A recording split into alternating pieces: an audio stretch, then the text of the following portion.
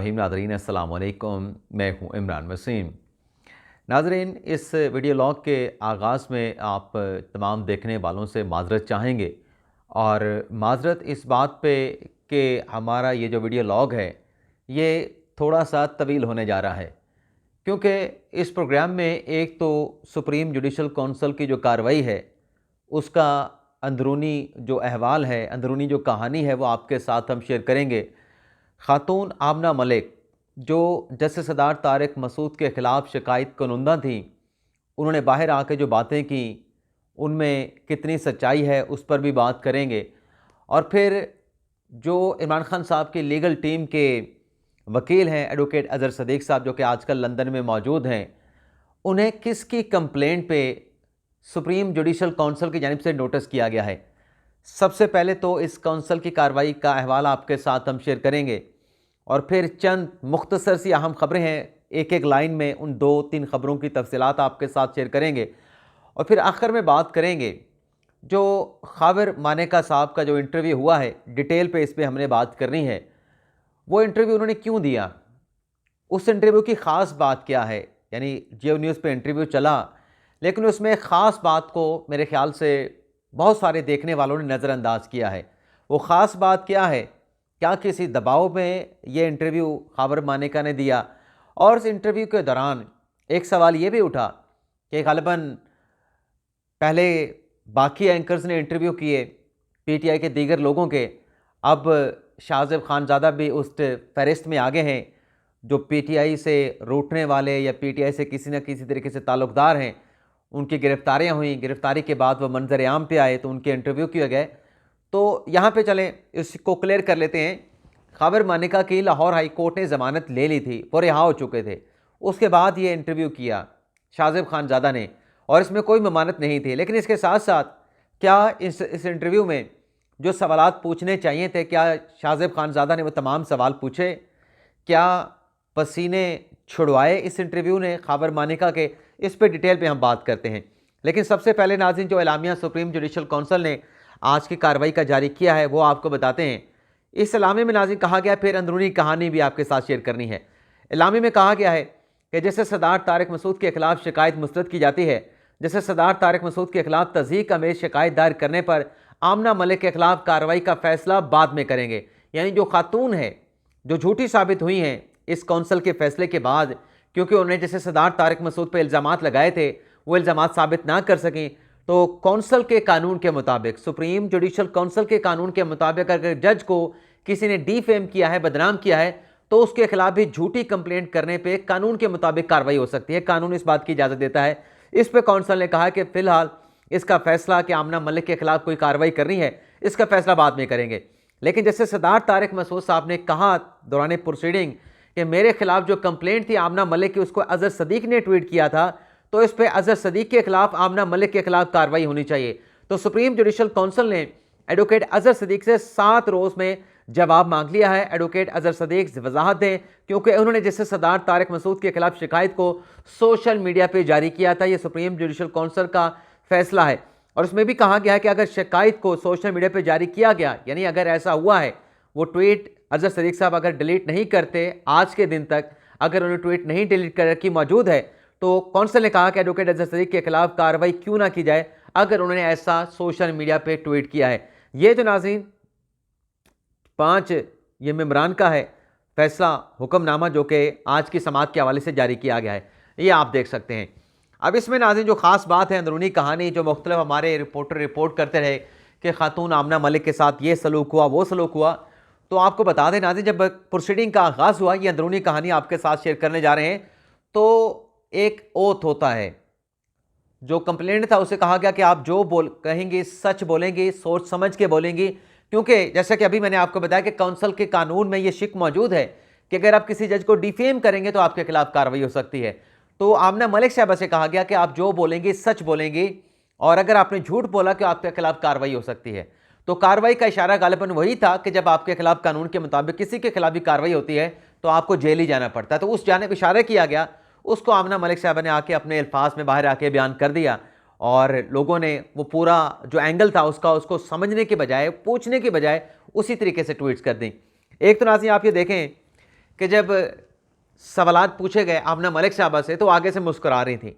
Council की जानिब से कहा गया कि आपने एक जज पे सीरियस इल्ज़ामात लगाए हैं, आप उन सवालों का जो इल्ज़ामात लगाए हैं उनको साबित करने की बजाय, उसका प्रूफ देने के बजाय और हमारे सवालात का जवाब देने के बजाय आप मुस्कुरा रही हैं। आपसे सवाल पूछा जाता है, आप चुप करके ठहर जाती हैं, इधर देखती हैं उधर देखती हैं, आप जवाब नहीं देती, अपनी मर्जी से जवाब दे रही हैं। ये कोई तरीका नहीं, ये तो आप कौंसल की तज़ीक कर रही हैं। और फिर मतलब ये स्टैंड करना था, उन्होंने जो इल्ज़ामात तारिक मसूद साहब पे लगाए थे, जाहिर सी बात है आपने इल्ज़ाम लगाए तो आप सबूत दें, आप उसका प्रूफ दें, आप स्टैंड करें। तो जैसे सरदार तारिक मसूद साहब अपने साथ जो इल्ज़ामात थे उनका जवाब लेके आए हुए थे, उन्होंने वो जवाब दिया खातून को पढ़ने के लिए, आप पढ़ें।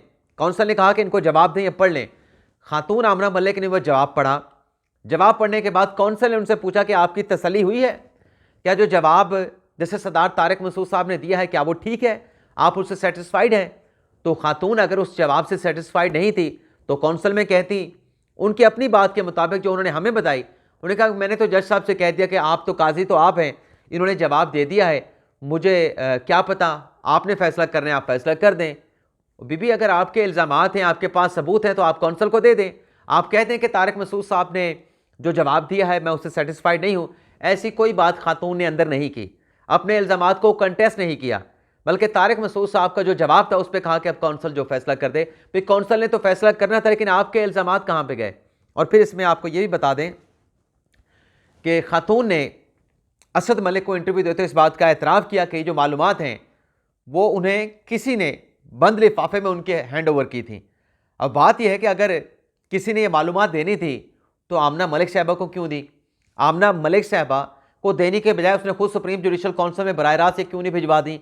किसी सहाफ़ी को क्यों नहीं दी? और उससे हट के एक और बात भी है जो अभी बूढ़ा भी हो गए, बात करते हुए भूल जाती है, लेकिन चलें आगे चल के उसको भी याद कर लेते हैं। तो ये जितने भी सवालात थे इसी में से किसी सवाल का जवाब नहीं दिया। और फिर जब कड़ियाँ को छोड़ देते हैं, उसमें खुद आमना मलिक साहब ने एतराफ़ किया कि उनके जो खामंद हैं अब्दुल्ला मलिक साहब, वो माजी में लतीफ़ खोसा साहब के जब वो गवर्नर पंजाब थे पीपल्स पार्टी के दौर में 2008-13 की बात कर रही थी, तो वो पंजाब के जो गवर्नर थे लतीफ़ खोसा साहब, वो उनके मुशीर थे, उनके खामंद अब्दुल्ला मलिक साहब। अब आप खुद देखें कि अब्दुल्ला मलिक खामंद हैं आमना मलिक साहबा के, और अब्दुल्ला मलिक मुशीर हैं लतीफ़ खोसा साहब के, माजी में रह चुके हैं। और लतीफ़ खोसा साहब इस केस में जो नकवी साहब के खिलाफ है उसमें उनके कंप्लेनेंट, उनके वकील हैं। तो ये कुछ हकाइक हैं, कड़ियाँ नहीं, ये कुछ हकाइक हैं जो आपके सामने रखने जा रहे हैं। और एक बात भी मुझे याद आ गई कि हमने बात की थी कि जो वकला की लीगल टीम हायर की है अपने जस्टिस नकवी साहब ने, जिसमें मखदूम अली ख़ान हैं, ख्वाजा हारिस साहब हैं, बैरिस्टर अली ज़फ़र हैं और लतीफ़ खोसा साहब भी प्रोफेशनल लॉयर हैं। ये केस करते हैं, फ़ीस लेते हैं और अच्छी खासी फ़ीस चार्ज करते हैं और डेडिकेशन के साथ अपना केस भी लड़ते हैं अपने क्लाइंट का। लेकिन मैंने जो ट्वीट किया x.com पे, उसमें मैंने लिखा कि हो सकता है कि इन वकला ने जज साहब से फ़ीस ना ली हो। हमने तो हकाइक बताए। और दूसरा, अगर ये वकला प्रोफेशनल लॉयर्स हैं, अगर चार्ज करते हैं इनका हक है, लेकिन अगर प्रो बोनो करते हैं तो अब इनकी मर्ज़ी है।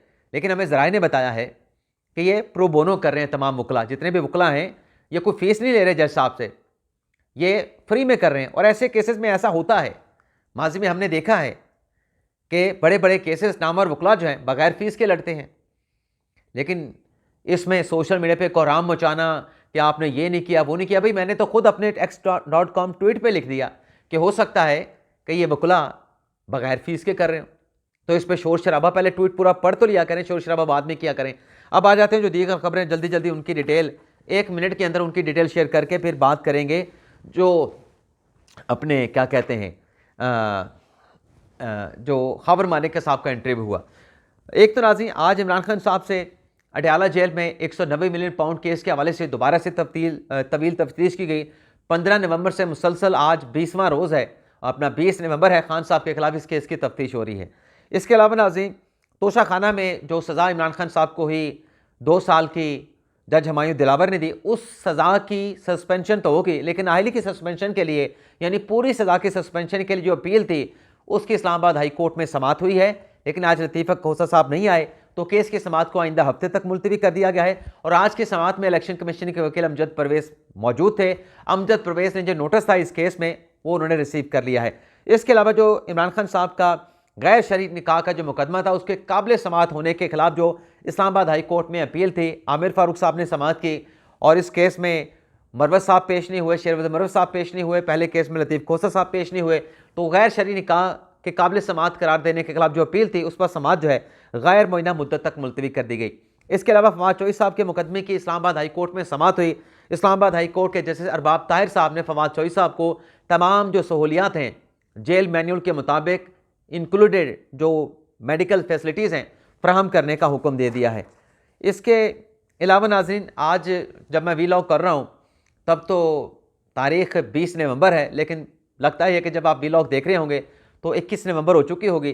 तो 21 नवंबर को आज अडयाला जेल में इमरान खान के खिलाफ जो 190 मिलियन पाउंड का केस है जिसमें 4 दिन का जिस्मानी रिमांड दिया गया था, जज मोहम्मद बशीर अडयाला जेल में उस केस की समाअत भी करने जा रहे हैं और बुशरा बीबी साहबा की ज़मानत दरख्वास्त पर भी समाअत होगी।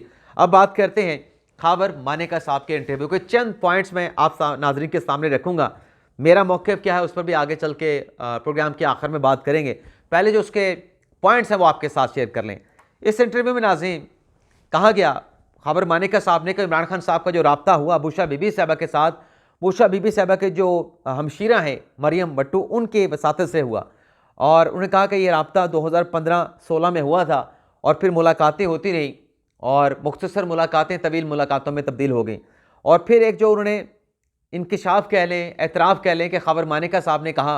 अच्छा, इसमें एक इंटरव्यू में ख़ास बात है, आप देखें पूरा 10 बजे से इंटरव्यू शुरू हुआ, 11 बजे तक इख्तिताम पजीर हुआ।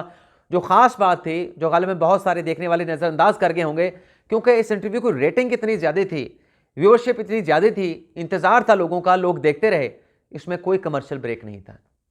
हालांकि कमर्शियल चैनल्स हैं, तमाम जो न्यूज़ चैनल हैं अब कमर्शियल चैनल हो चुके हैं, कमर्शियल्स पे ही चलते हैं, कमर्शियल पे अपने अखराजात को बर्दाश्त करते हैं, कमर्शियल पे अपने जो एम्प्लॉइज़ होते हैं, जो स्टाफ होता है उसको पेमेंट करते हैं, उनके तनख्वाह अदा करते हैं। लेकिन पूरा 1 घंटे का जो इंटरव्यू है आपने गालिबन देखा नहीं देखा, कोई कमर्शियल ब्रेक नहीं हुआ। इसके साथ नाज़रीन, एक तो खैबर मानेका साहब ने कहा कि मुलाकातें लंबी हुई और फिर रातों को बातें होने लगीं और इतनी लंबी लंबी बातें कि मैं स्ट्रेस हो गया, मैं दबाव में आ गया। और फिर उन्होंने ये भी कहा कि मैंने एक मरतबा फ़ोन कॉल की तो अटेंड नहीं हो रही, तो मैंने अपने नौकर को फ़ोन कॉल की। उन्होंने कहा कि आप पता करें कि मेरे अब फ़ोन क्यों नहीं अटेंड हो रहा। तो मुझे पता चला, नौकर ने जाके अंदर बात करवाई तो पता चला कि इमरान खान वहाँ पर मौजूद हैं।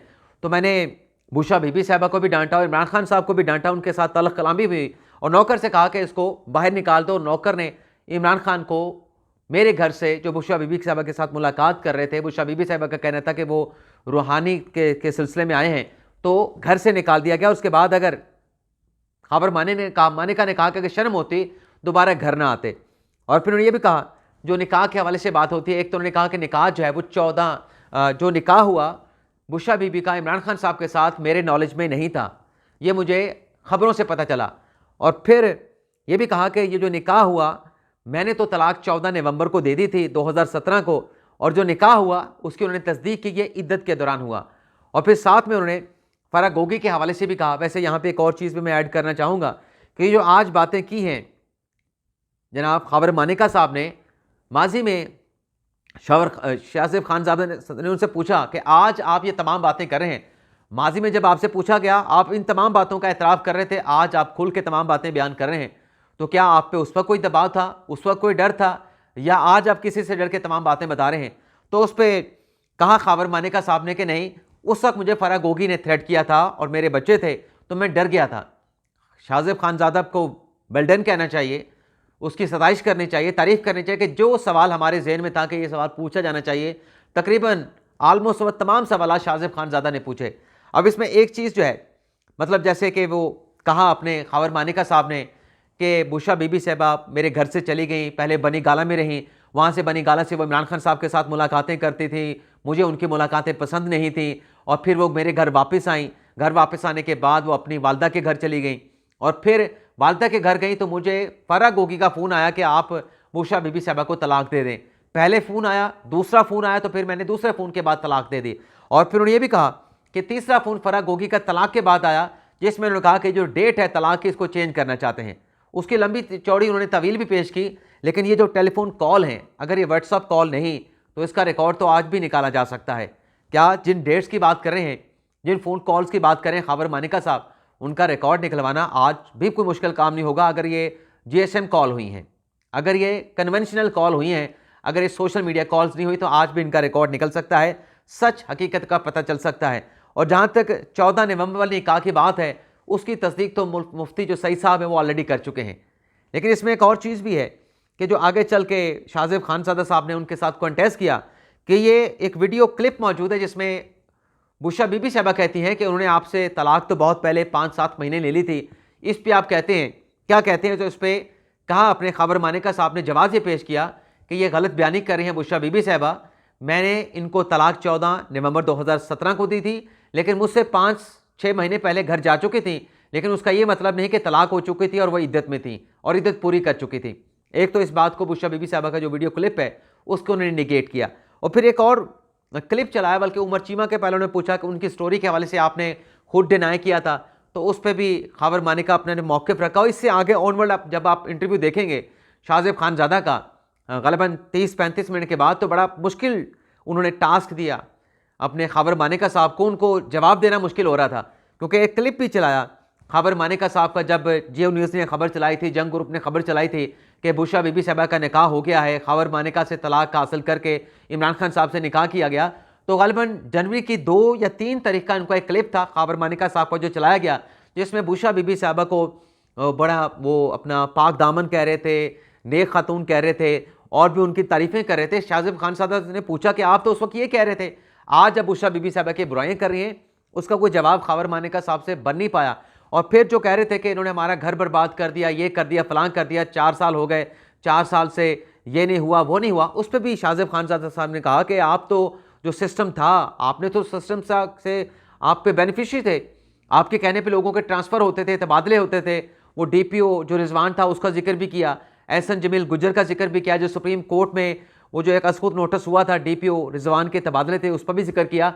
यानी बड़ा टफ टास्क दिया, कोई आसान नहीं था ये खबर मानिका साहब के लिए। जो शाहजेब खानज़ादा के सवाल थे, बड़े ब्लंट सवाल थे, बड़े सख्त सवाल थे, लेकिन और फिर आगे चल के वो जनाब जो थे अपने खबर मानिका साहब, उन्हें कहा कि मैं अब टूट चुका हूँ, अब मैं सच जो है वो आवाम के सामने रखना चाहता हूँ, इसलिए मैं सब कुछ बता रहा था, मुझे जो है वो धमकियाँ फरा गोगी नहीं दी थी।